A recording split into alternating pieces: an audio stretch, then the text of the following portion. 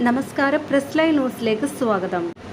തെലങ്കാനയിൽ രേവന്ത് റെഡ്ഡി സർക്കാരിൻ്റെ സമ്പൂർണ്ണ ബജറ്റിന് മുമ്പ് 12 BRS MLA-മാർ കോൺഗ്രസിലേക്ക് എത്തിയേക്കുമെന്ന് റിപ്പോർട്ട്.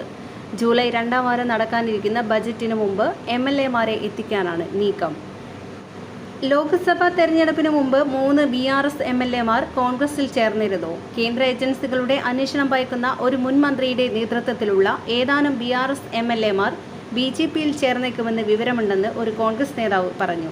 ഇതിന്റെ പശ്ചാത്തലത്തിലാണ് തങ്ങൾ ഓപ്പറേഷൻ ആകർഷ് സജീവമാക്കുന്നതെന്നും അദ്ദേഹം കൂട്ടിച്ചേർത്തു. രേവന്ത് റെഡ്ഡിയുമായി അടുത്ത ബന്ധമുള്ള ഒരു നേതാവാണ് BRS MLA-മാരെ ചാടിക്കാനുള്ള നീക്കങ്ങൾക്ക് നേതൃത്വം നൽകുന്നത്. കരീംനഗർ, നിസാമാബാദ് എന്നിവിടങ്ങളിൽ നിന്നുള്ള MLA-മാർ കോൺഗ്രസ് നേതൃത്വവുമായി ബന്ധപ്പെട്ടു കഴിഞ്ഞു. ഹൈക്കമാൻഡ് അനുമതി ലഭിച്ചാൽ കരീംനഗറിൽ നിന്നുള്ള MLA-ക്ക് മന്ത്രിസ്ഥാനം നൽകുന്ന കാര്യവും പരിഗണിച്ചേക്കും. നിസാമാബാദിൽ നിന്നുള്ള MLA മകനു വേണ്ടിയാണ് സ്ഥാനങ്ങൾ ആവശ്യപ്പെടുന്നത്.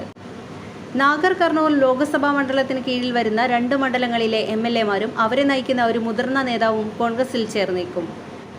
അതേസമയം മേദക്കിൽ നിന്ന് 3 MLA-മാരും കോൺഗ്രസിൽ ചേരാൻ താൽപ്പര്യം പ്രകടിപ്പിച്ചിട്ടുണ്ട്. ഇതിൽ ഒരാൾ മന്ത്രിസ്ഥാനം ആവശ്യപ്പെട്ടിട്ടുണ്ടെങ്കിലും മുൻ MLA-യായ കോൺഗ്രസ് നേതാവ് എതിർപ്പ് പ്രകടിപ്പിച്ചുവെന്നാണ് വിവരം.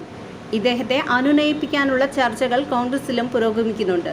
ഗ്രേറ്റർ ഹൈദരാബാദ് മേഖലയിൽ നിന്നുള്ള 5ഓളം MLA-മാരും കോൺഗ്രസുമായി ആശയവിനിമയം നടത്തുന്നുണ്ട്.